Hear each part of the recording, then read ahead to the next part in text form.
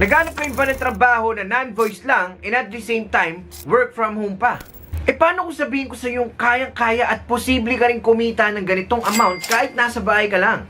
Welcome back to my channel, this is Kuya Rene Boy. For today's video, may share ako sa inyong 5 online jobs na non-voice na, work from home pa, na kung saan pwede ninyong aralin na kahit wala kang call center experience or kahit high school graduate ka, pwede mong matutunan at talagang kikita ka kahit nasa bahay ka lang. Sa video na to, iisa-isahin natin yan at i-make sure ko na magkakaroon kayo ng idea kung bakit kumikita ng napakalaking halaga ng mga dollars yung mga virtual assistant, yung mga freelancer, yung mga graphic designer, yung mga video editor online, kahit wala silang call center experience. Kaya kung bago ka lang dito at gusto mo rin mga ganitong uri ng content, don't forget to like this video at i-click yung subscribe button at yung notification bell para updated ka pa sa mga paparating ko pa mga video.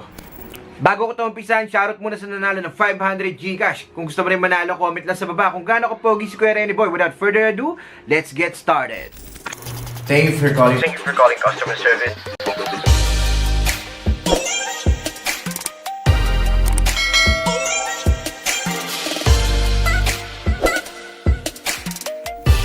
Welcome back sa channel ng mga swabe. This is Kuya Rene Boy. Kung natatandaan ninyo sa nakaraang video ko, nag-survey ako kung okay lang ba mag-upload ako ng mga virtual assistant or mga freelancing topic dito sa YouTube channel ko. Nagulat ako dahil ang dami sa inyo ang nag-agree. Siguro nga kasi nga marami nga sa inyo ay naghanap ng mga work from home job at gustong-gusto ninyo nung trabaho nasa bahay lang pero kumikita pa rin, di ba? Sa mga bago pa lang sa channel ko, ako nga pala si Kuya Rene Boy at libo-libo na nakapasa sa call center dahil sa mga video tutorials na ginagawa ko. And hopefully, ikaw na ang susunod. Kasi nga naman, dahil nga marami naman naghahangad talaga ng mga work from home jobs, marami sa ating mga Pinoy ang gusto ng trabaho na nasa bahay lang pero kumikita pa rin. So sa lahat ng mga gusto ng work from home job guys, shoutout po sa inyo. Meron lang akong payo sa inyo guys bago kayo mag-apply. Make sure na dapat kompleto po kayo sa tatlo na to, okay? Dapat meron kayo sariling or magandang internet connection. Pangalawa, dapat nakapag-invest kayo sa gamit like computer or laptop. Dapat meron po kayo niyan. At syempre, meron po kayong headset tsaka webcam. Okay? Kung kulang po kayo sa tatlo na yan, comment down sa baba kasi namimigay ng papremyo si Kuya Rene Boy. Baka ikaw yung mapili ko kung ano yung kulang mo dyan, comment mo lang sa baba. So hindi ko na ito patatagalin, alam ko naiinip ka na rin. Let's move sa ating number 1 na online job na pwede pong aralin kahit wala kang experience, video editing. Alam nyo ba guys na pwede yung ma-monetize yung pagkakaroon nyo ng skills sa video editing. Kahit sabihin nyo na basic lang yan, pwede yung ma-improve yan from time to time. Lalong-lalo na kung lagi kayo nag-edit, especially kung mahilig kayo sa TikTok, yan, sa Facebook uploads. Diba, minsan natatry ninyo mag-edit, kung paano maglagay ng background music, kung paano maglagay ng mga overlays. Kahit yung mga simpleng ganyan guys, kung meron kayong idea kung paano mag-cut, maglagay ng mga transition effect, yan, pwede ninyong pagkakitaan yan. Kapag pumunta kayo sa onlinejobs.ph or kapag gumawa kayo ng account doon at nag-search kayo about hiring ng video editors, napakarami po niyan. Kaya kung ikaw meron ka ng idea or knowledge sa pag-video edit, dapat pagyamanin nyo yan. Kasi sobrang mapagkakitaan nyo yan. Ang laki po ng sinasahod ng mga editors or ng mga video editors kapag nakakakuha sila ng client sa ibang bansa. Kaya nga hindi rin natin masisi yung mga Pinoy video editors kung bakit hindi na sila masyadong kumukuha ng clients dito sa Pilipinas. Kasi syempre pesos po yung binabayad. Compare mo naman sa nasa abroad or sa ibang bansa na dollars yung binabayad talaga. Kahit simpleng pagkakat lang ng videos, talagang kumukuha pa sila ng tao para dyan. Kasi lalong-lalo na yung mga mayayaman or yung mga malalaking businesses, wala silang time para mag-edit ng reels, ng mga TikTok videos nila or ng mga FB posting nila. Kumukuha pa sila ng Pinoy para i-edit yung mga video, samantalang lalagyan lang ng caption, lalagyan lang nila ng mga transition effect, yan, tas pwede ka nang bayaran ng dollars, at totoo po yan. Actually, ito talaga yung pinaka-recommended ko sa mga beginners, sa mga walang experience talaga, kasi kahit online or sa YouTube tutorials lang, matututo ka talaga kung paano mag-video editing. Lalo-lalo na kung meron kang cellphone, tas meron kang CapCut, halos lahat nandyan na guys, no? I-upgrade nyo na lang yung CapCut nyo into Pro kasi marami kayong magagamit na features and effects dun sa CapCut. Tapos gumawa kayo ng magandang portfolio. Kung gusto nyo ng tips kung paano gumawa ng napakagandang portfolio, comment down sa baba, portfolio. Gagawin ko kayo ng video about dyan. Kasi kapag nakitaan kayo ng client ng napakagandang portfolio at kayang-kaya nyo mag-edit ng mga ganitong uri ng video like long form videos, short form videos, integrated videos sa mga YouTube channel tsaka sa mga Facebook, yan, pwede kayong makakuha ng mga premium clients dyan. So actually, I'm planning to create more videos about video editing kasi sobrang makakatulong po sa inyo yan kung paano kayo magkakaroon ng skills sa pag-video edit, okay? Kaya syempre, make sure nyo lang na nakasubscribe kayo sa YouTube channel ko para updated kayo kasi yung mga ituturo ko doon from basic to pro, yung hindi kayo mahihirapang intindihin yung mga tinuturo, nakatagalog pa, okay? Number 2, online job na pwede ninyong aralin kahit wala kang experience, email management. Alam nyo ba guys, dyan din sa onlinejobs.ph kapag nag-search ka about email management hiring, napakarami po niyan, okay? Naghahanap sila ng mga tao na magmamanage ng email nila. For example, sa company nila or sa business nila, kailangan nila ng isang tao na titingin lagi ng emails. Kailangan masisegregate mo yung mga spam, yung mga importante, yung mga favorites. Kailangan minamanage mo yan. Kailangan alam mo rin yung mga urgent, yung mga hindi urgent, at syempre yung mga personalized email. Sino dito yung mga nakapag-apply na sa Athena? 'Di ba isa sa mga assessment nila doon is yung about sa email management. Kasi yun po talaga kadalasan yung hinahanap ng mga clients doon sa agency ni Athena. And aside sa pagmamanage ng email, dapat marunong ka rin gumawa ng responses like templates, like mga canned responses, yan, para sa mga nagsisend ng email dun sa client mo. Sa paggawa naman ng email guys, talagang i-guide naman kayo dyan ng client ninyo. Sasabihin niya kung ano ba yung mga urgent, ano ba yung mga dapat dinidelete mo, ano ba yung mga dapat na talagang pinapriority mo. Sasabihin naman sa'yo ni client kung ano-ano yung mga yon.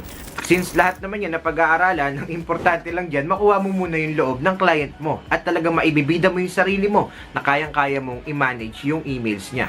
Kaya yun, lagi kong payo sa inyo, bago kayo pumasok sa freelancing industry or sa pag-virtual assistant, dapat may idea kayo. Dapat nag-aaral muna kayo kung paano ba ginagawa ang isang bagay bago nyo pasukin. Kasi kapag tinanong kayo sa interview, magbabanggit sila ng mga tools, nagbabanggit sila ng mga tapos hindi kayo aware kung ano yung mga yon. Kailangan alam nyo yan, okay? Number 3 natin guys, na pwede ninyong aralin kahit wala kang experience, personal virtual assistant. Di ba yung mga mayayaman nga, yung mga artista kumukuha ng mga PA or ng mga personal alalay. Ganon din po ang mga clients sa ibang bansa. Naghahanap sila ng Pinoy na pwede nilang gawing PA or personal alalay na taga-check ng emails nila araw-araw, taga-remind sa kanila kung anong gagawin nila sa araw na yon. At syempre, kapag may mga appointment sila, dapat inaano mo yon, talagang ino-organize mo. For example, sinabi ng client mo, o ayan, meron akong meeting sa March 30. Okay, kailangan nakaset yan sa calendar niya. Kailangan nakalagay dyan kung ano yung category, ano yung event sa araw na yon, anong oras yung event sa araw na yon. Dapat naka-organize yun. At responsibility mo na i-book lahat yan. Sa pagiging isang personal virtual assistant, para rin siyang general virtual assistant na kailangan aware ka sa maraming bagay, okay? Hindi naman totally kailangan sobrang galing mo agad kasi lahat naman naaaral. Halimbawa, may pinagawa sa'yo yung client mo about sa ganito, about sa ganyan. Lahat naman yan, guys, available na sa Google, available na sa YouTube. Ikaw na lang po yung inaantay na aralin mo yan. Minsan sa pagiging personal virtual assistant, utusan ka pa ng client mo, pwede mo bang i-track yung mga expenses ko or ng company namin? Pwede mo bang i-track yung mga tao o yung mga customer na nagko-complain tungkol sa products namin?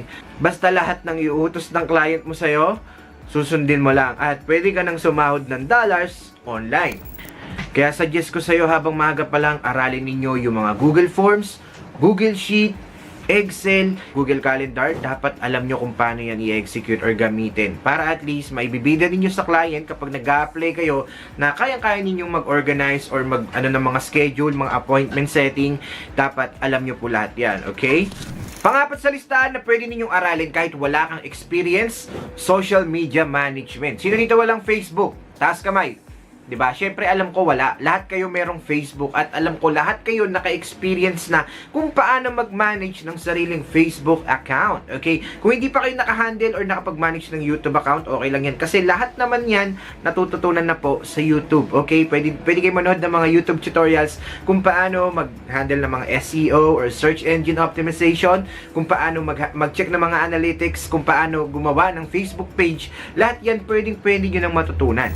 At kapag nagamay na ninyo kung paano gumawa ng Facebook page, pag-check ng mga analytics ng YouTube channel, kung paano ginagawa yung mga keywordings, tsaka yung mga SEO na yan, pwede na po kayo mag-work bilang isang social media manager online. At marami pong clients sa abroad or sa ibang bansa na kumukuha ng mga Pilipino, ng mga Pinoy para maging social media manager nila. Halimbawa, ikaw gusto mo maging SMM or social media manager, pwede kayong mag-apply din sa onlinejobs.ph. Iba-iba po ang offer dyan, depende po kasi sa scope of work, depende rin po sa hirap ng tatrabahuhin ninyo.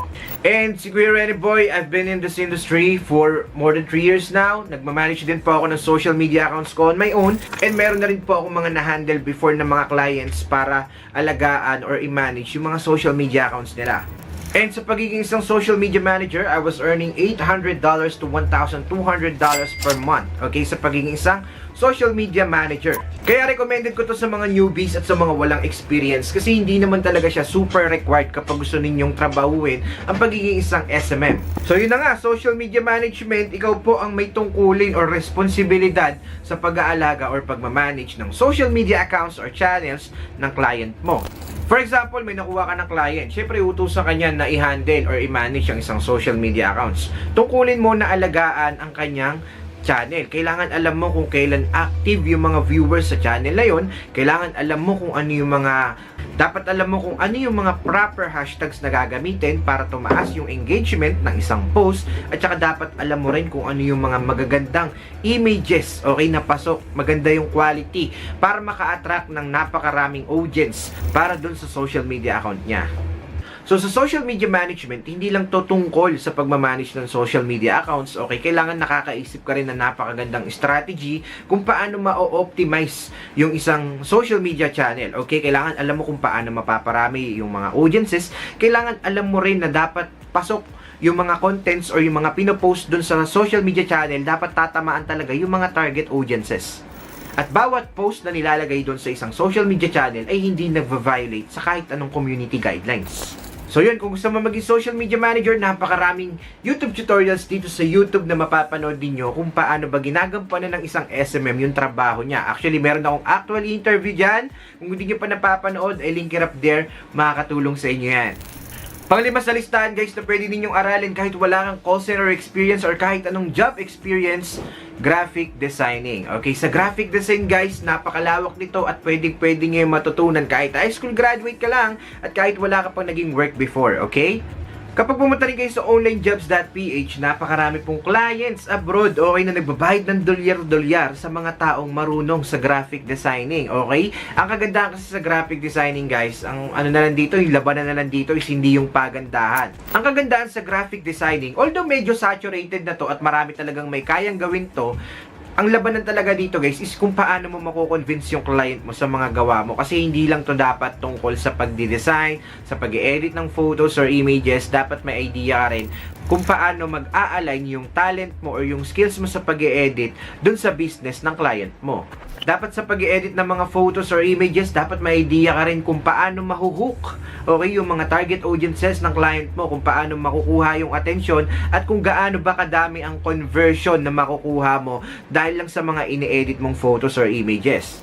Sa graphic designing guys, hindi naman na to sobrang hirap talaga ngayon kasi napakaraming mga ready to use na mga online application katulad ng Canva, katulad ng Pinterest, katulad ng ano pa ba, Adobe Photoshop. Meron pa nga mga AI apps na makakatulong sa inyo para makapag-edit ng napakagandang images na talagang attention grabbing at talagang nakaka-hook ng mga customers, okay? So, gagawin nyo na lang, aralin nyo na lang po kung paano gamitin yung mga apps na yan kasi talagang makakatulong sa inyo yan for your graphic designing. Siguro naman marunong kayo mag-edit ng mga photos ninyo, di ba? Yung mga ina-upload nyo nga sa Facebook ninyo, ini-edit nyo muna para hindi kayo magmukhang haggard eh. Ganun lang rin guys sa graphic designing. Kailangan nyo lang matuto sa editing, kung paano ma-enhance ang isang photo, kung paano to lalagyan ng mga enticing images or mga overlays, tsaka mga ano ba tinatawag dun, yung mga elements para makaakit po at magkaroon ng magandang conversion yung mga businesses na client mo. So that's it for today's video. Sana may natutunan ulit kayo sa video ni Kuya Renny Boy. Kung gusto niyo ng part 2 about work from home jobs, comment lang sa baba ng part 2 kasi maghahanap pa ako ng mga online jobs at bibigyan ko kayo ng idea kung paano gagawin ang isang trabaho online at kikita ka din.